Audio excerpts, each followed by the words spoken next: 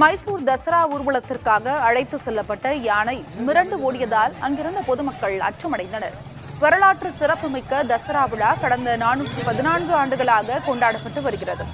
இந்த ஆண்டு தசரா விழா வியாழக்கிழமை தொடங்கியது. 12ஆம் தேதி வரை 10 நாட்களுக்கு தசரா விழா கோலாகலமாக நடைபெறும். இந்நிலையில் மண்டியா மாவட்டம் ஸ்ரீரங்கப்பட்டின தசராவில் கலந்து கொள்வதற்காக 3 யானைகளை அழைத்து செல்லப்பட்டன. அப்போது பாகன் கட்டுப்பாட்டை இழந்த யானை சாலையில் திடீரென ஓடியது. இதனால் சாலையில் இருந்த பொதுமக்கள் அலறி அடித்து ஓடத் தொடங்கினர். சில நிமிடங்கள் கட்டுப்பாட்டை இழந்து ஓடினாலும் பின் பாகன் போராடி யானையை தன் கட்டுப்பாட்டுக்குள் கொண்டு வந்தார். கடந்த 2 வாரங்களுக்கு முன்பு இதேபோல் 2 யானைகள் இரவு நேரத்தில் ஒன்றுடன் ஒன்று மோதிக்கொண்டு சாலையில் ஓடியதால் பரபரப்பு ஏற்பட்டது குறிப்பிடத்தக்கது.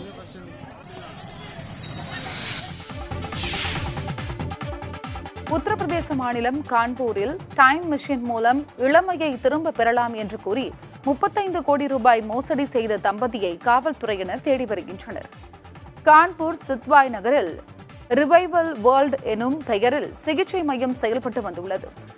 இஸ்ரேலில் இருந்து இறக்குமதி செய்யப்பட்ட ஆக்சிஜன் தெரப்பி மூலம் இளம் தோற்றத்தை திரும்ப பெறலாம் என இந்த மையத்தை நடத்தி வந்த தம்பதி பலரை மூளைச்சலவை செய்துள்ளது.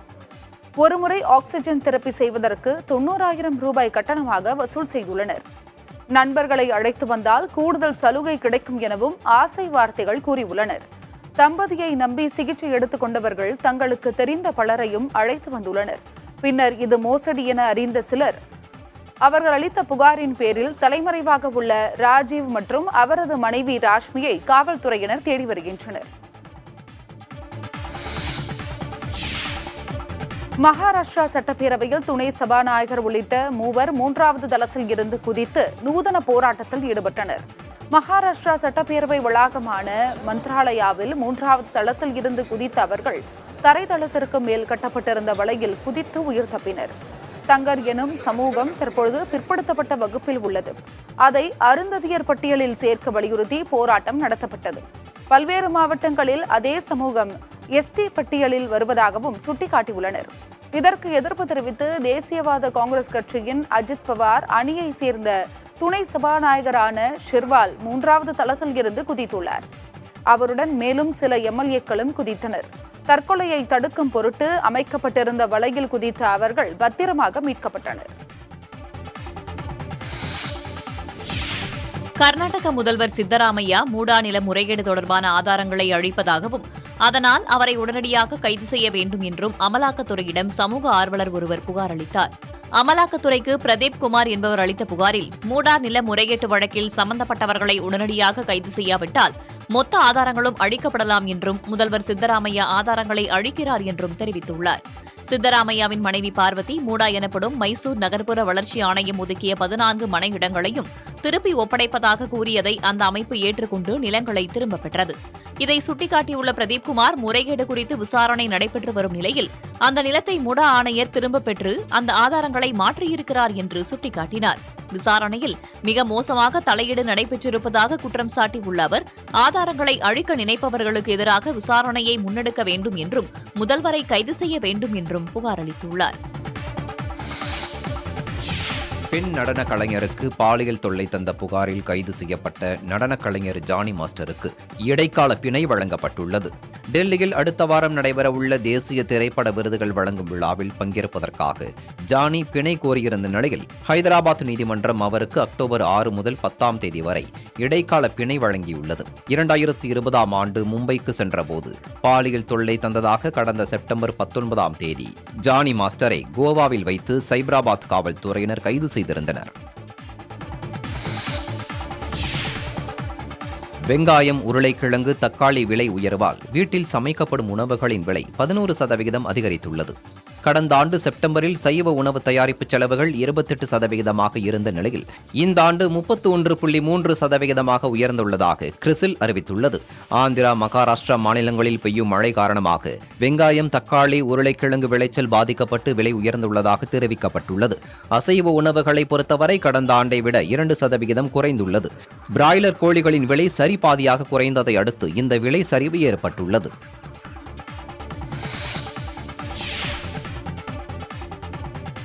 இந்தியாவில் சொகுசு கார்கள் விற்பனை அதிகரித்துள்ள நிலையில் தங்கள் நிறுவனத்தின் கார்கள் விற்பனை 10% அதிகரித்துள்ளதாக BMW குழுமம் தெரிவித்துள்ளது. ஜனவரி முதல் செப்டம்பர் வரையிலான மாதங்களில் BMW மற்றும் மினி வகைகளில் 10,556 கார்கள் விற்பனையாகியுள்ளதாக அந்த நிறுவனம் கூறியுள்ளது. இதில் 10,056 BMW கார்களும் 500 மினி கார்களும் விற்கப்பட்டுள்ளன. இதுவே முந்தைய ஆண்டின் இதே 9 மாதங்களில் 9,580 கார்கள் மட்டுமே விற்கப்பட்டதாக கூறியுள்ள BMW குரூப் நடப்பாண்டில் 10% வளர்ச்சியை பதிவு செய்துள்ளதாக தெரிவித்துள்ளது. இது தவிர 5,638 மோட்டார் சைக்கிள்களிலும் விற்கப்பட்டுள்ளதாக BMW குரூப் தெரிவித்துள்ளது. மத்திய கிழக்கு நாடுகளில் நிலவும் போர் பதற்றத்தால் இந்திய பங்குச்சந்தைகள் 2 ஆண்டுகளில் இல்லாத அளவிற்கு இந்த வாரத்தில் சரிந்துள்ளன. மும்பை பங்குச்சந்தையின் சென்செக்ஸ் 808 புள்ளிகள் சரிந்து 81,688 புள்ளிகளில் நிறைவடைந்தது. தேசிய பங்குச்சந்தையின் நிப்டி 200 புள்ளிகள் இறங்கி 25,049 புள்ளிகளில் முடிவடைந்தது. அந்நிய முதலீட்டாளர்கள் நேற்று சந்தைகளில் 15,243 கோடி ரூபாய் மதிப்பில் பங்குகளை விற்றுள்ளனர். 3 நாட்களில் இந்திய சந்தைகளில் அந்நிய முதலீட்டாளர்கள் 30,614 கோடி ரூபாய் மதிப்பில் பங்குகளை விற்றுள்ளனர். ஈரான் இஸ்ரேல் இடையேயான போர், அதன் காரணமாக கச்சா எண்ணெய் விலை அதிகரிப்பு, சீனாவில் முதலீடுகள் அதிகரிப்பு, இந்திய பங்குச்சந்தைகளில் முன்பேற வர்த்தகத்தில் விதிமுறைகள் கடுமையாக்கப்பட்டுள்ளது போன்றவையே சந்தைகள் சரிய காரணமாக கூறப்படுகிறது. அமெரிக்காவில் 3 நாட்களாக நடைபெற்று வந்த துறைமுக ஊழியர்கள் போராட்டம் முடிவுக்கு வந்தது. ஊதிய உயர்வு கோரி 45,000க்கும் மேற்பட்ட துறைமுக ஊழியர்கள் நடத்திய போராட்டம் காரணமாக ஏற்றுமதி, இறக்குமதி கடுமையான பாதிப்புகளை சந்தித்தது. போராட்டத்தை கைவிட வேண்டும் என அந்நாட்டு அதிபர் ஜோ பைடன் கேட்டுக் கொண்டிருந்தார். இதனிடையே துறைமுக ஊழியர்களுடன் அரசு சார்பில் நடத்தப்பட்ட பேச்சுவார்த்தையில் ஊதிய உயர்வுக்கு ஒப்புதல் கிடைத்துள்ளது. இதன் காரணமாக 3 நாட்களாக நடைபெற்று வந்த போராட்டம் முடிவுக்கு வந்தது.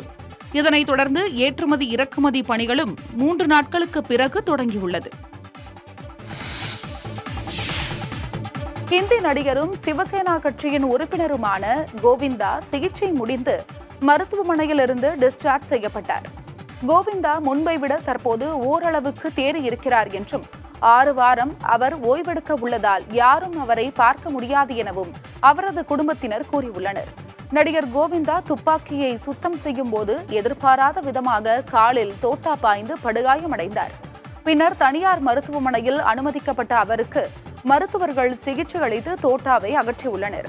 இதையடுத்து அவரின் இடது முட்டிக்கு கீழ் 8 முதல் 10 தையல் போடப்பட்டுள்ளது என மருத்துவமனை தரப்பில் தெரிவிக்கப்பட்டுள்ளது.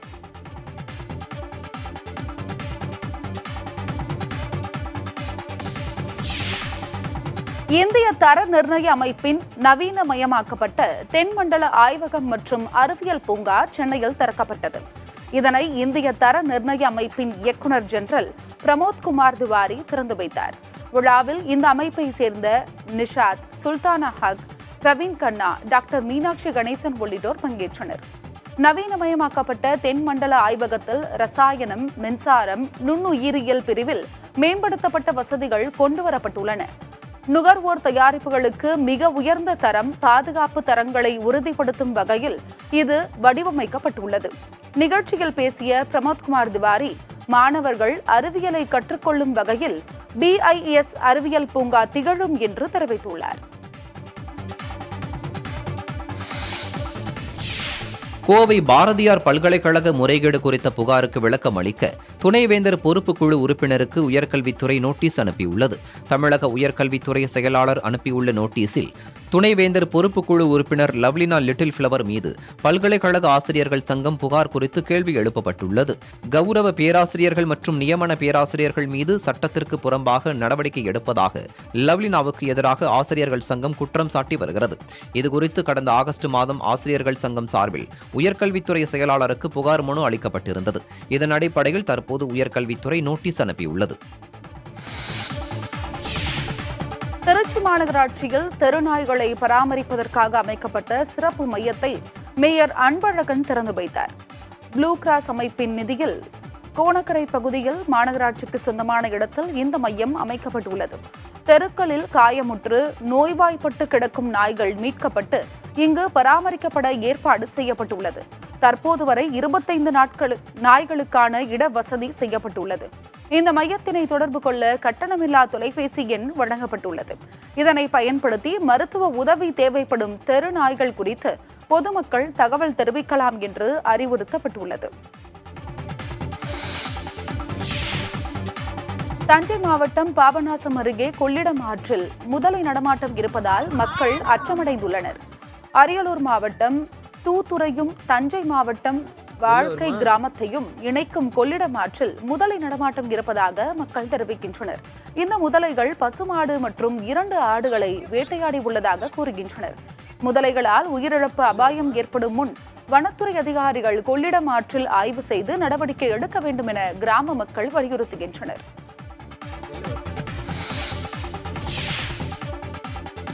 பெங்களூரு நகரில் இந்து பெயரில் வசித்து வந்த மற்றொரு பாகிஸ்தானிய குடும்பத்தை காவல்துறையினர் கைது செய்தனர். ஏற்கனவே கைது செய்யப்பட்ட பாகிஸ்தானியர்கள் அளித்த தகவலின் பேரில் இந்த கைது நடவடிக்கை மேற்கொள்ளப்பட்டுள்ளது. பெங்களூரு நகரில் உள்ள ஆந்திரஹள்ளி சாலை அருகே வாடகை வீட்டில் வசித்து வந்த சையத் தாரிக் மற்றும் அவரது மனைவி மகனை காவல்துறையினர் கைது செய்தனர். லண்டனை தலைமையிடமாக கொண்ட மெஹ்தி ஃபவுண்டேஷன் இன்டர்நேஷனல் அமைப்பிடமிருந்து இந்த குடும்பம் நிதி உதவியை பெற்றதாக காவல்துறை தெரிவிக்கின்றனர். இந்த குடும்பத்தின் வங்கி பரிவர்த்தனைகளை காவல்துறையினர் ஆய்வு செய்து எவ்வளவு பணம் பரிவர்த்தனை செய்யப்பட்டுள்ளது என்றும் விசாரித்து வருகின்றனர். கருக்கலைப்பு குறித்து மெலானியா ட்ரம்ப் கருத்து கூறியிருப்பது அமெரிக்க தேர்தலில் பேசுபொருளாக மாறியுள்ளது. குடியரசுக் கட்சியின் அதிபர் வேட்பாளரும் அமெரிக்க முன்னாள் அதிபருமான டொனால்ட் ட்ரம்ப் கருக்கலைப்புக்கு எதிராக முழக்கம் எழுப்பி வருகிறார். தற்போதைய தேர்தல் பிரச்சாரத்திலும் கருக்கலைப்பு தவறில்லை என ஜனநாயக கட்சி வேட்பாளர் கமலா ஹாரிஸும் குறிப்பிட்ட வாரங்களுக்கு பிறகு கருக்கலைப்பு செய்வது தவறானது என்று ட்ரம்பும் விவாதம் செய்தனர். இப்படியான சூழலில் கருக்கலைப்புக்கு ஆதரவு தெரிவிப்பதாக ட்ரம்பின் மனைவி மெலானியா கூறியிருப்பது அமெரிக்க தேர்தலில் தீயாக பரவி வருகிறது.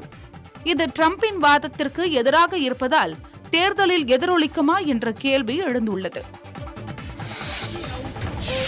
காங்கோவில் படகு கவிழ்ந்த விபத்தில் 78 பேர் உயிரிழந்துள்ளனர். மேலும் பலர் மாயமாகி உள்ளதால் உயிரிழப்பு அதிகரிக்குமோ என்ற அச்சம் எழுந்துள்ளது.